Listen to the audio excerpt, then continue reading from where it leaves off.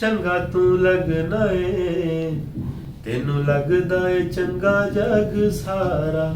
ਓ ਮਾਹੀ ਮੈਨੂੰ ਨਾਲ ਰੱਖ ਲੈ, ਮੇਰਾ ਤੇਰੇ ਬਿਨਾ ਹੋਣਾ ਨਹੀਂ ਗੁਜ਼ਾਰਾ। ਇਹ ਜੀ ਸਾਡਾ ਪਹਿਲਾ ਗਾਣਾ ਸੀ ਮੇਰਾ। ਅੱਛਾ। ਔਰ MS ਆਬਦ ਸਾਹਿਬ ਮੇਰੇ ਵੱਡੇ ਭਰਾ, ਉਹ ਜਿੱਥੇ ਵੀ ਅੱਲਾਹ ਪਾਕ ਉਹਨਾਂ ਨੂੰ ਰੱਖੇ, ਉਹ ਹਮੇਸ਼ਾ ਖੁਸ਼ ਰਹਿਣ ਜਿੱਥੇ ਵੀ ਹੋਣ। ਔਰ ਮੇਰਾ ਉਹ ਮਾਣ ਨੇ ਔਰ ਮੇਰਾ ਬੜਾ ਪਿਆਰ ਹੈ ਉਹਨਾਂ ਦੇ ਨਾਲ। ਸਾਜ ਜੀ ਇਸ महफिल ਵਿੱਚ 3 शायर ने, नाचीज़ आबिद कमालवी है इधर, जैसा कि मैं पहले तारफ करवा चुके हैं, बहुत बड़े शायर साडे मुल्क दे बरे सगीर दे जनाब एतबार साजिद होरी ने, सलीम शर्मानी साहब बहुत अच्छे गीत भी लिखते हैं, गज़लां भी लिखते हैं, नज़मां भी लिखते हैं, बहुत अच्छे शायर ने। तुसी माशाअल्लाह खुद भी ਜਿਹੜਾ ਗੁਲੂਕਾਰ ਹੁੰਦਾ ਹੈ ਉਹਨੂੰ ਸ਼ਾਇਰੀ ਦੀ ਬੜੀ ਸਮਝ ਬੂਝ ਹੁੰਦੀ ਹੈ। ਅੱਛਾ, ਸਾਰੀ ਸ਼ਾਇਰਾਂ ਦੇ ਜਿੰਨੇ ਅਸ਼ਾਰ ਹੁੰਦੇ ਨੇ, ਗਜ਼ਲਾਂ, ਨਜ਼ਮਾਂ, ਉਹ ਮਾਨਵੀ ਔਲਾਦ ਹੁੰਦੀ ਹੈ, ਆਪਣੀ ਔਲਾਦ ਸਾਰੀ ਪਿਆਰੀ ਹੁੰਦੀ ਹੈ।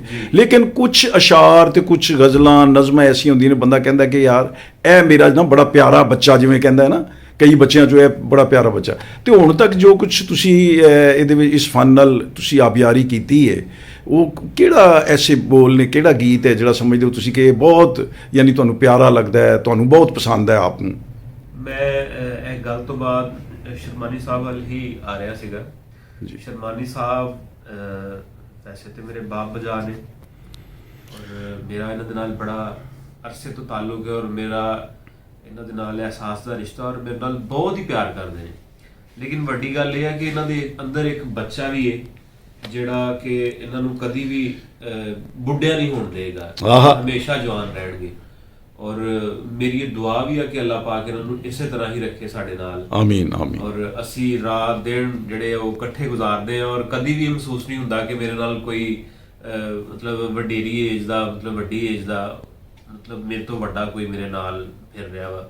ਮੈਨੂੰ ਇਸੇ ਤਰ੍ਹਾਂ ਹੀ ਟ੍ਰੀਟ ਕਰਦੇ ਨੇ ਕਿ ਜਿਸ ਤਰ੍ਹਾਂ ਉਹ ਮੇਰੇ ਤੋਂ ਵੀ ਮਤਲਬ ਇਹ 'ਚ ਛੋਟੇ ਆ, ਮੇਰੇ ਹਾਣਦੇ ਨੇ। ਬੜੀ ਬਾਤ। ਬਾਕੀ ਉਹਨਾਂ ਦੀ ਲਿਖਤ ਜਿਹੜੀ ਹੈ ਉਹਦੇ ਵਿੱਚ ਤੇ ਕੋਈ ਸ਼ੱਕ ਹੀ ਨਹੀਂ ਹੈ। ਔਰ ਉਹਨਾਂ ਦੇ 2-3 ਗੀਤ ਜਿਹੜੇ ਨੇ ਮੈਂ ਕੰਪੋਜ਼ ਕੀਤੇ ਆ, ਉਹਨਾਂ ਦੇ ਲਿਖੇ, ਉਹਨਾਂ ਵਿੱਚ ਇੱਕ ਤੇ ਅਸੀਂ ਰਿਕਾਰਡ ਵੀ ਕਰ ਲਿਆ। ਅੱਛਾ ਜੀ। ਔਰ ਇਨਸ਼ਾਅੱਲਾਹ ਤਾਲਾ ਬੜੀ ਜਲਦੀ ਚਲੋ ਇੱਕ ਅੰਤਰਾ ਤੇ ਸੁਣਾਓ ਨਾ ਸਲੀਮ ਸ਼ਰਮਾਨੀ ਹੋਰਾਂ ਦਾ ਜੀ। ਉਹਦਾ ਉਨਵਾਨ ਹੈ ਕਿ ਮੇਰੇ ਦਿਲ ਵਿੱਚ ਆੜ ਹੈ। ਹਾਂ, ਉਹ ਅਸੀਂ ਜ਼ਿਆਦਾ ਉਹਨੂੰ ਉਹ ਕਰ ਨਹੀਂ ਸਕਦੇ ਕਿਉਂਕਿ ਉਹ ਜਿਸ ਕੰਪਨੀ ਤੋਂ ਆ ਰਿਹਾ ਉਹ ਫਿਰ ਉਹਦਾ ਮਸਲਾ ਹੈ। ਹਾਂ, ਲੇਕਿਨ ਅਸੀਂ ਉਹਦਾ ਇੱਕ ਬੋਲ ਤੁਹਾਨੂੰ ਸ਼ੇਅਰ ਕਰ ਦਿੰਦੇ ਹਾਂ ਜੀ ਜੀ ਕਿ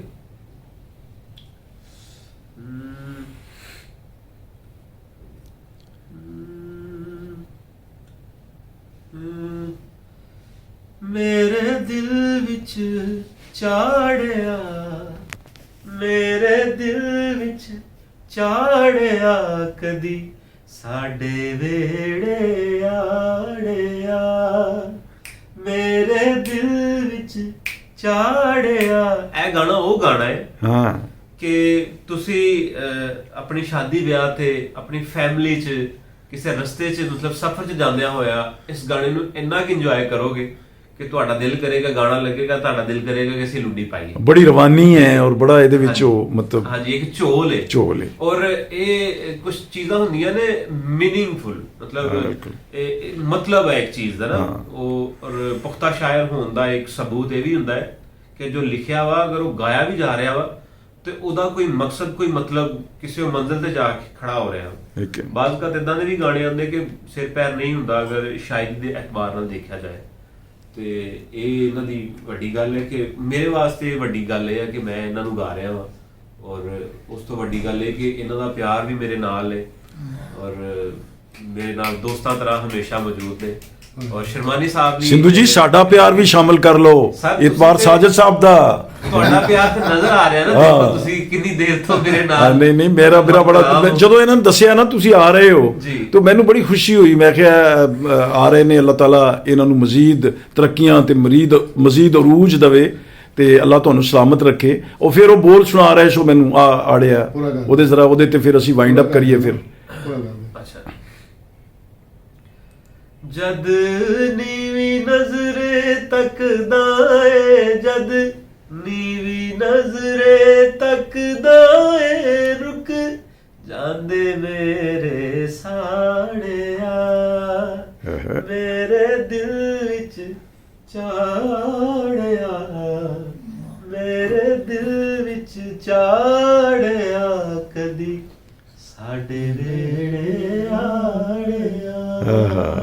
वाह जी वाह वाह, खुश रहो जी, खुश रहो, बहुत शुक्रिया। बहुत शुक्रिया जी, बहुत शुक्रिया। माशाअल्लाह। सलाम। माशा